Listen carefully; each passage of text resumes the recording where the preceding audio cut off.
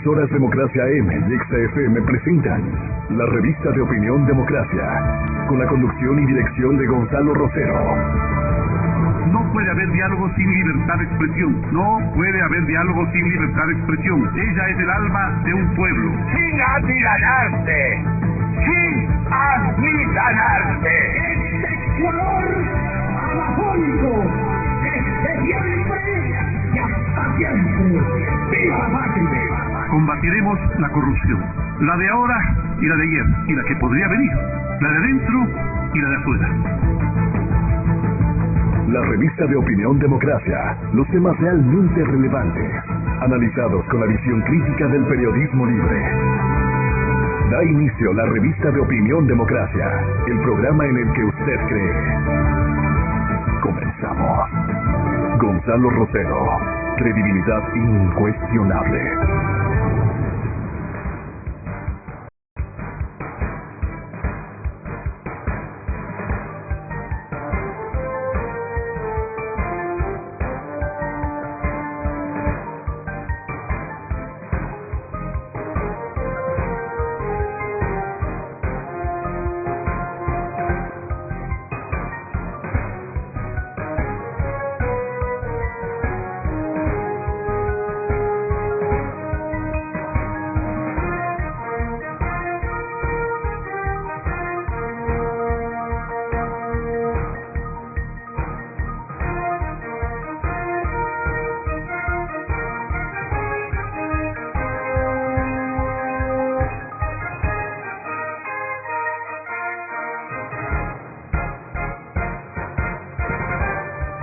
Buenos días, amigas, amigos. Estamos iniciando ya este miércoles 29 de julio y bueno, hay algunos temas que han motivado información y yo diría casi toda la noche y madrugada después del inicio y el traslado ya a Quito del señor Salcedo, el señor al que algunos denominan empresario, que tiene que ver con el tema de las medicinas en los hospitales de Guayaquil y al parecer en los hospitales del país. Pero para iniciar esta mañana de trabajo les proponemos, y está con nosotros el señor arquitecto Fernando Carrión, el COE provincial de Pichincha solicita medidas más duras para evitar el incremento de los contagios. Eso significa entonces que no solo que hay un aumento, sino que hay una falta de colaboración. Para eso le hemos pedido al arquitecto Fernando Carrión que nos ayude a un poco a hacer el análisis de lo que significa el solicitar al COE provincial endurecer las medidas. Unos dicen de protección y otras de restricción. Arquitecto Carrión, bienvenido, buenos días.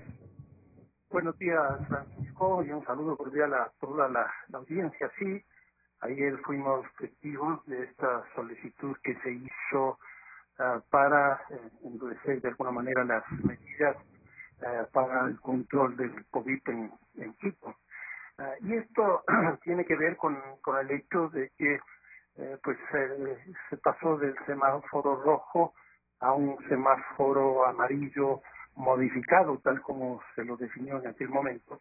Y es justamente a partir de ese instante que empieza a incrementarse sustancialmente el nivel del contagio y por lo tanto también el nivel de presión sobre el sistema de salud, esto es clínicas y hospitales. Sé que es una y del municipio enfrenta ya se expresa de forma absolutamente desigual. ¿A qué me refiero?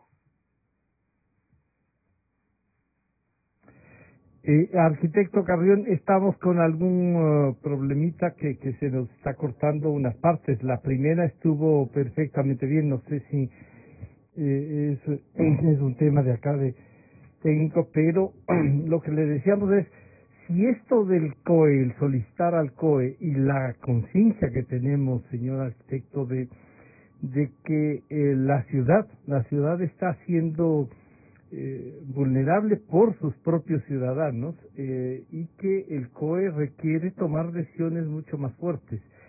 ¿Se puede entonces cambiar por lo menos de tonalidad en el tema del semáforo amarillo modificado?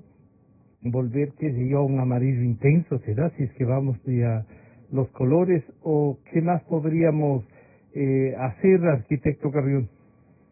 Bueno, lo que decía es que me parece correcto esto de empezar a focalizar las políticas, porque las políticas generales en realidad heterogéneas no dieron resultado.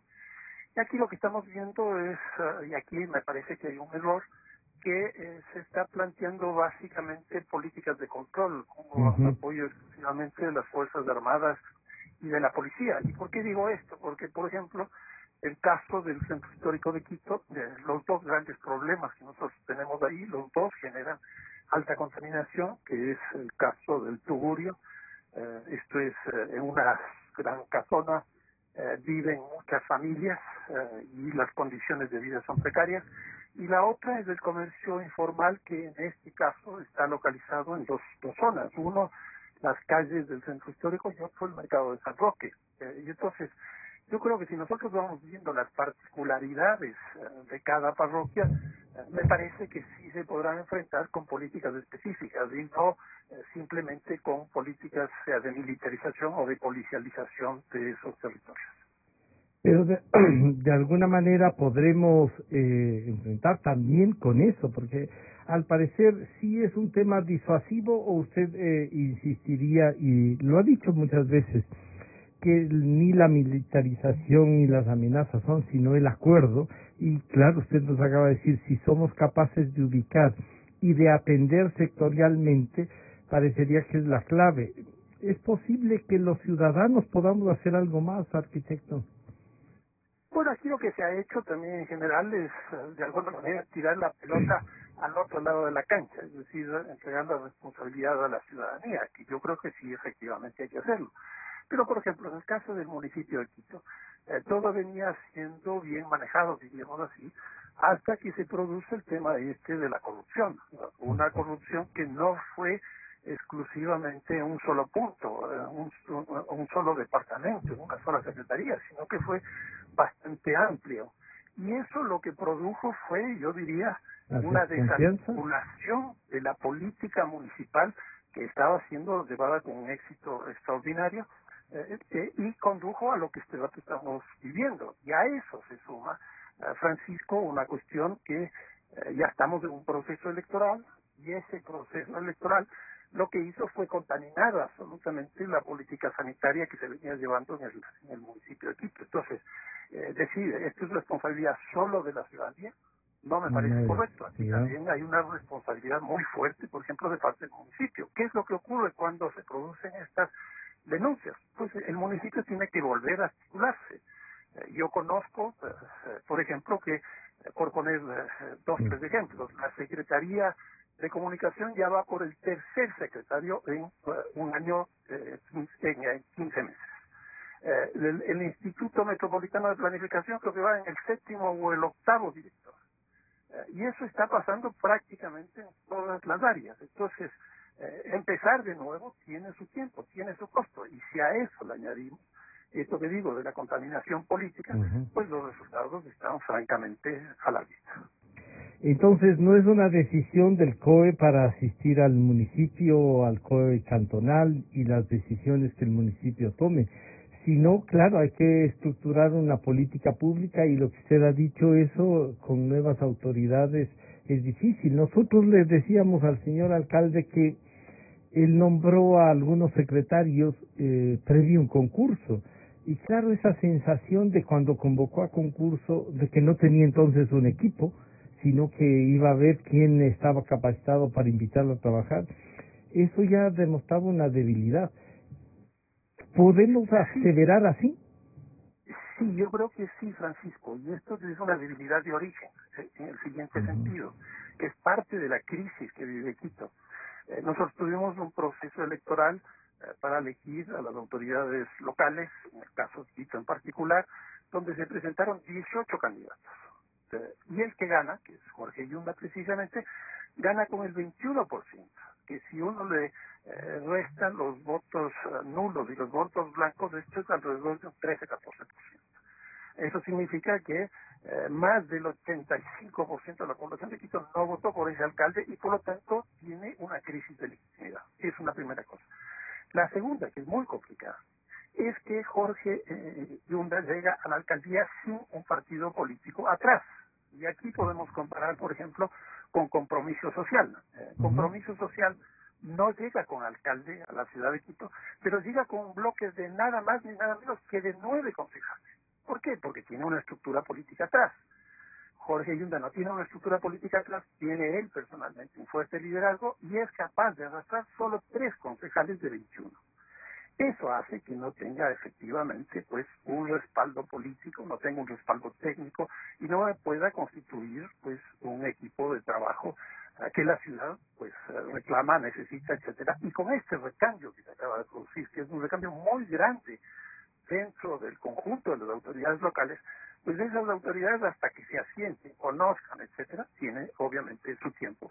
Y eso me parece que le está pasando factura a la crisis sanitaria y a la ciudad de Quito. Esta crisis sanitaria y la crisis entonces política que también vive la capital y de administración, podría ser solucionada enfocándonos en qué áreas.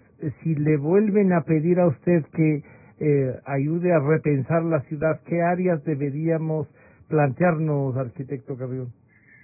Bueno, yo creo que lo que estoy planteando sí. y me parece que es fundamental, de la focalización. La focalización.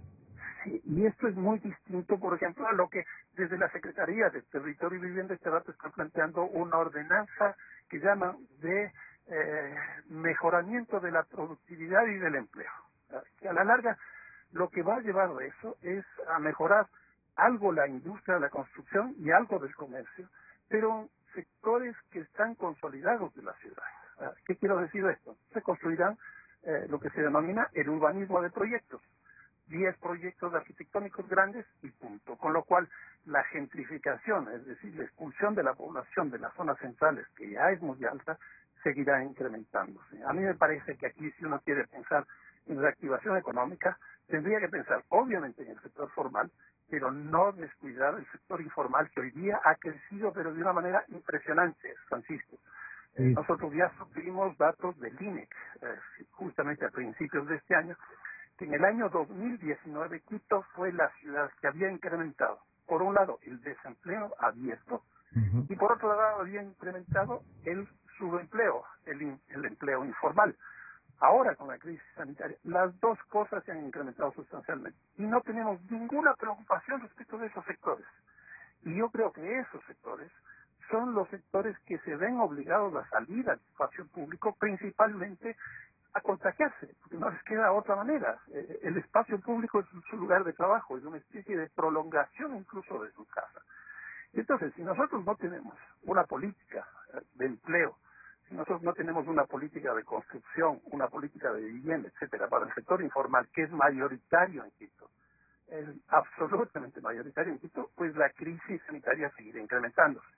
Reitero, esto no significa que no deba entrar a estimular al sector formal de la economía, que yo creo que eso también es importante, pero hay que hacerlo de tal manera que no genere, por ejemplo, esto que digo, la gentrificación, la expulsión de población, y tampoco esté destinado exclusivamente a construir como se ha construido, por ejemplo, con la ordenanza de coeficiencia, 25 edificios que ya se conoce incluso dónde están localizados y que a la larga simplemente lo que va a significar es seguir en esa línea. Eso entonces significaría generar alternativas y además coordinar con la política nacional y los problemas económicos. Ya vemos que municipios comienzan claro, viven de las rentas que producen desde el Estado central y no tienen otras formas de financiarlo. Arquitecto Carrión, ¿cómo plantear esta pobreza en definitiva del país para que los municipios entren en conciencia de eso y podamos avanzar? Usted nos ha dicho ya las formas, pero el tema económico es sustancial. ¿Se podrá hacer una reingeniería en el municipio de los recursos con los que cuenta, no con los que aspira a tener? Bueno, yo creo que están absolutamente conscientes de la crisis económica que está atravesando el país, la región y el mundo. Y esto no es un problema de ciertos sectores. se habla de que la crisis del déficit del sector público está alrededor de 12.000 millones de dólares, lo cual es más de un tercio del presupuesto que se estableció para este año. Es decir, el sector público nacional no tiene recursos.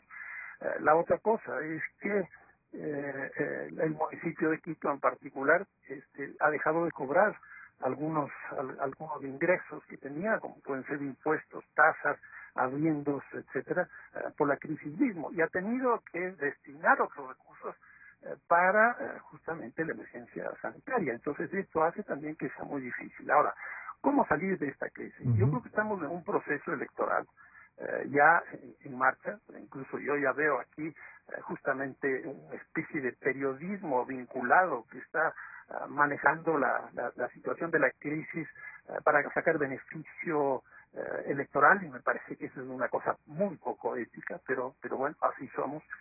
Y el gran problema que nosotros tenemos es que la impresión que yo tengo es que se va a reproducir exactamente lo mismo que decía hace un momento en el caso de las elecciones del municipio de Quito, y que no fue solo el municipio de Quito, sino de los 221 municipios del Ecuador, se va a reproducir a nivel nacional. ¿Por qué digo esto? Porque tenemos 283 organizaciones políticas.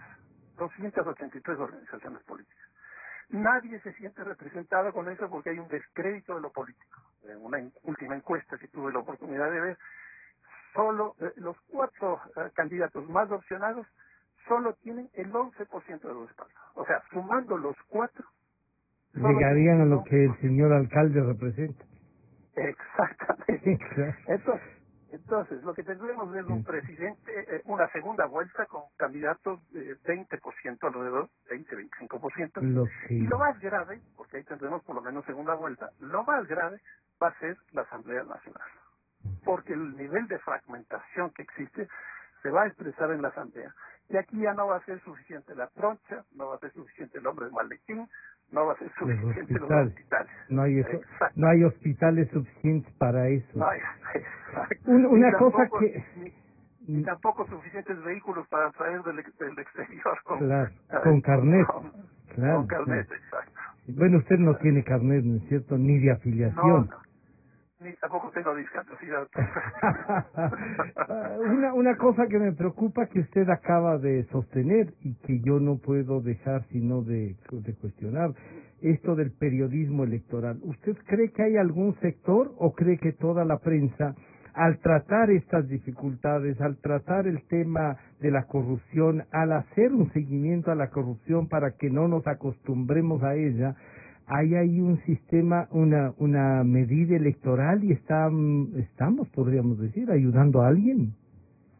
A mí me parece que sí, eso sí es una cosa absolutamente explícita y que no es nuevo. Esto es una cosa que históricamente ha existido. Lo que sí pasa es que hay medios y hay medios.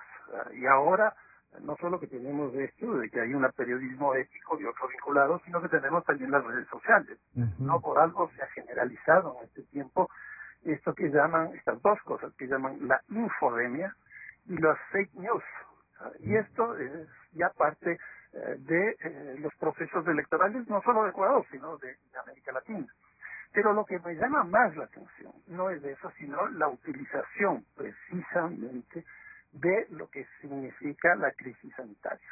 Porque aquí lo que se está poniendo por delante es un proceso electoral por encima de la salud de la población. Y eso sí a mí me llama mucho. Y ahí, claro, para que nos ayude a reflexionar y en eso, porque, por ejemplo, nosotros no renunciar al seguimiento, el no callar, que es una casi, digamos, la frase de compromiso de los medios, el no callar frente a la corrupción, no callar frente al atropello, no callar frente a la falta de democracia, nos hace hacer el seguimiento ¿no? Y no porque estemos pensando en algún candidato en específico, sino que estamos pensando en un candidato que requiere el país, con esas condiciones que no nos lleven a lo que nos está pasando, arquitecto. Sí, bueno, aquí hay una cosa adicional, Francisco, y es paradójico, porque por un lado tenemos esta fragmentación tan fuerte de organizaciones políticas y de localización, porque no solo es que tenemos muchas, sino que la mayoría son provinciales, cantonales y hasta parroquiales. donde los caciques locales tienen su expresión, sí, muy manejan clara. su feudo. Exacto, entonces por un lado tenemos esto, pero por otro lado tenemos una polarización muy fuerte. Entonces es por eso que digo, es una paradoja, una fragmentación y localización altísima, con una polarización también altísima. Y entonces aquí, por ejemplo, hay otra forma de juzgar, que es correísmo, anticorreísmo, que a mí me parece ya a estas alturas del partido, que son casi, más de 3 años, pues seguir con eso, a mí no me parece que es lo lógico, que no sirve porque fue del gobierno tal, no sirve porque fue del partido tal. Cuando nosotros sabemos que más del 70% de la población de Quito en momentos determinados pues, apoyaron esa acción, apoyaron. Entonces, estamos eliminando el 70% de la población del Ecuador y no estamos aceptando incluso la posibilidad de que hayan cambiado sus puntos de vista. Entonces, de alguna manera, esta polarización está anclada en el pasado y no en el futuro. Y aquí podemos entrar nuevamente a los temas del coronavirus y la pospandemia. Yo creo que un proceso electoral lo que debería producir es un gran consenso, no a través de una persona, que ese es el otro problema que nosotros tenemos. Se ha hecho una política terriblemente personalista. Buscamos un mecenas. En la ausencia de partidos, de ideas, las personas que tienen un discurso, la mayoría diría populista a ratos, usted ve y se topa. Acabamos de escuchar el 24 de julio a la señora alcaldesa de Guayaquil decir, nos cercaron, nos abandonaron, salimos solos, y uno dice, oiga, se trasladó al Ministerio de Salud, tenía un vicepresidente. No, sí, claro, ese es el gran problema. Entonces, a lo que yo voy, estando en un proceso electoral, lo que deberíamos hacer es llegar a grandes acuerdos nacionales por tendencias políticas, no alrededor de personas, porque si no estamos repitiendo o buscando mesías.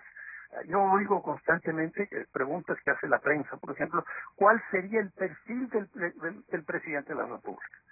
¿No sería preferible preguntar cuál sería el perfil de la línea política del proyecto que se debería llevar a cabo en el Ecuador? Y esto del coronavirus no es una cuestión de que se acaba hoy día o se acaba en este año. Va a estar en el plan de gobierno, suponemos. Va a estar, tiene que estar. La crisis económica lo mismo, la crisis social exactamente igual. Entonces, temas para llegar a acuerdos, pues en el Ecuador nos sobran. Y entonces, yo creo que aquí la gran salida no es buscar el Mesías, como digo, sino buscar la gran línea política que necesita el país a partir de los acuerdos, que deben ser 3, 4 acuerdos, y con eso pues construir una alternativa de país y obviamente una alternativa frente a lo que significa el coronavirus de la crisis económica. ¿Es posible hacer eso a partir de la capital, un poco del centro político del Ecuador, para demostrarle al resto del país que podemos avanzar en eso? ¿Qué líneas podríamos frente? Y claro, cuando uno le dice, oiga, pero trabajemos en estos 4 o 5 puntos, le dicen, pero ¿qué? ¿Con estas autoridades? ¿Y cómo les pedimos que un aporte, por último, si la primero que nos salta es la duda de que se van a llevar? Bueno, Francisco, aquí hay otro elemento de la crisis que vive Quito. El comercio hizo una lista la semana pasada de 23 candidatos a la presidencia de la República. 23. De ese artículo que salió en el diario del Comercio para acá, han aumentado por lo menos 6. Probablemente se cayeron otros tantos. Pero de esos, que es lo que más me llama la atención, hay 2 o 3 candidatos de Quito que no tienen un arraigo popular relativamente interesante como para testear en campañas electorales. Quito me da la impresión que a lo sumo va a quedar para disputar la vicepresidencia de la República. El gran candidato saldrá de Guayaquil y el próximo presidente volverá a ser de Guayaquil. Y nosotros, reitero, a lo sumo pondremos vicepresidente. ¿Por qué esto? Porque Quito está viviendo una crisis muy fuerte. Yo creo que esto es lo que nos está faltando analizar. La crisis de Quito es francamente muy complicada. Ayer leía, por ejemplo, un artículo de Talía Flores, que me pareció muy interesante, que hacía un análisis de las últimas... ¿A quién estaban buscando? No es de las últimas a las que... Sí, no, lo que pasa es que ella planteaba ahí un análisis de las últimas alcaldías de Quito y mostraba efectivamente la crisis que tiene de representación la ciudad. Quito hace mucho tiempo dejó de hacer propuestas nacionales, incluso de hacer propuestas locales, porque somos una ciudad muy quitocentrista, pero a la hora de pensar sobre Quito no lo hacemos. Y desgraciadamente las autoridades municipales en estos últimos periodos no nos han planteado temas que nos lleven a que Quito piense a Quito. ¿Y por qué esto? Porque somos mucho quitocentristas. Entonces, cuando uno va a las cámaras de la producción, lo que a uno le hablan es de política macroeconómica. Cuando uno va a las universidades, no hay economía urbana, no hay derecho a la ciudad.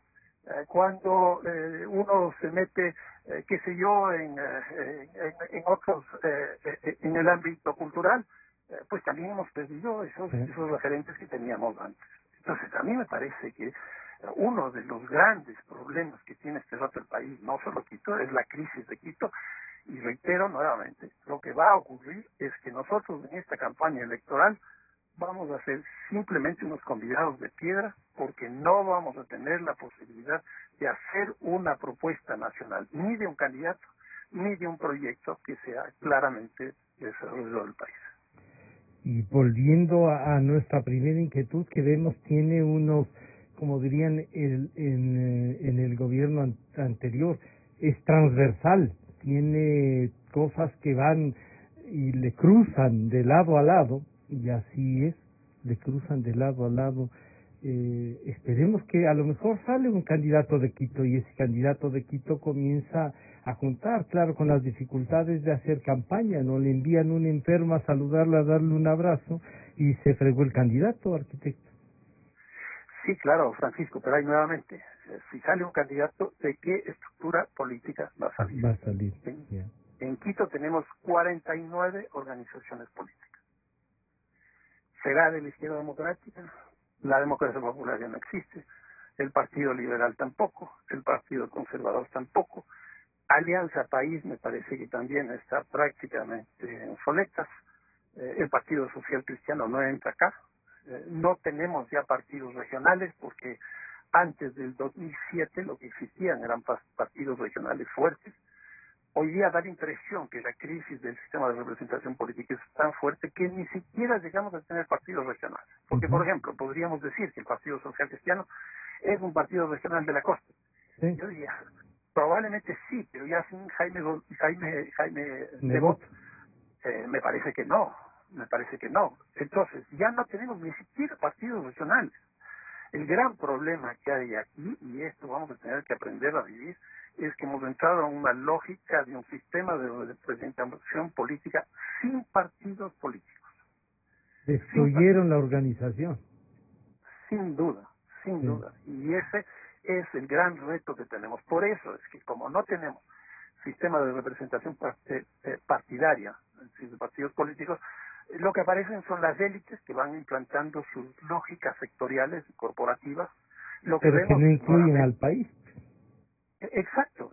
Y vemos también esta lógica de este periodismo vinculado que digo, y de los grupos que salen a la calle a hacer fuerza. Y me parece que esa ya es una presión, una realidad que nosotros también estamos viendo de grupos.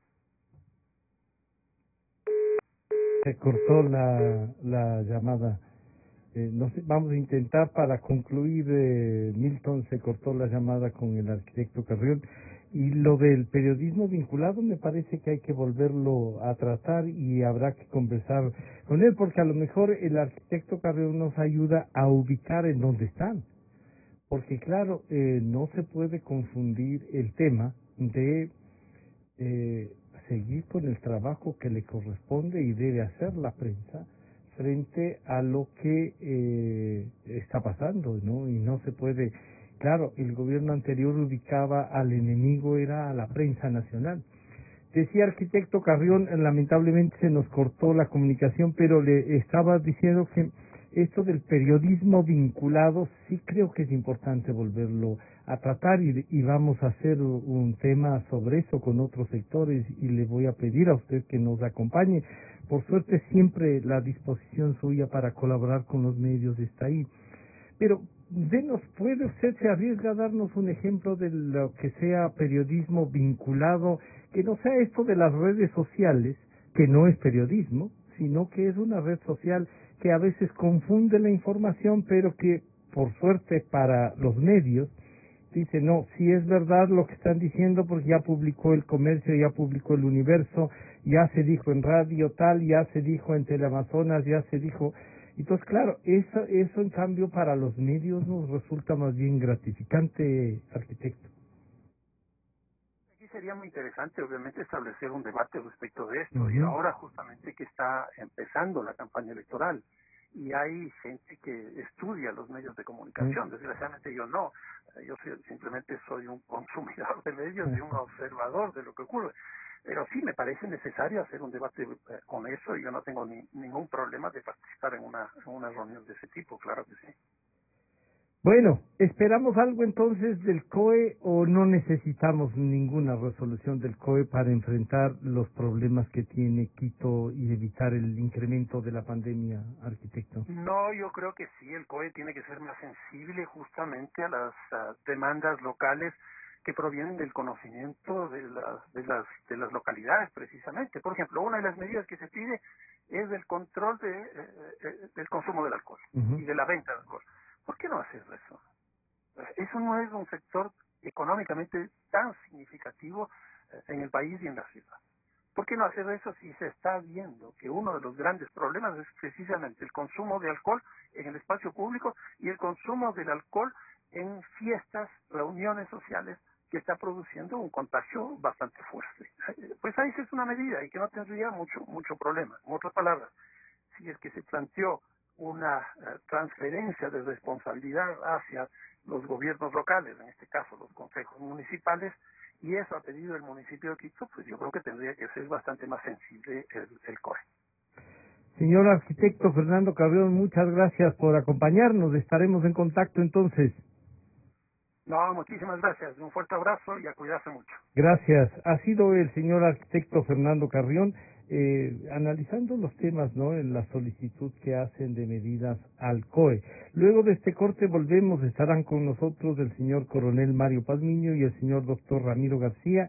El traslado de Daniel Salcedo a la cárcel 4 decíamos en principio, pero ahora ya está confirmado que es en la cárcel de El Inca. Lo legal, la seguridad, ¿qué nomás podemos analizar de esto? Les preguntaremos desde el punto de vista jurídico y desde el punto de vista de seguridad. Ya volvemos. Y entonces llega y el monstruo de dedo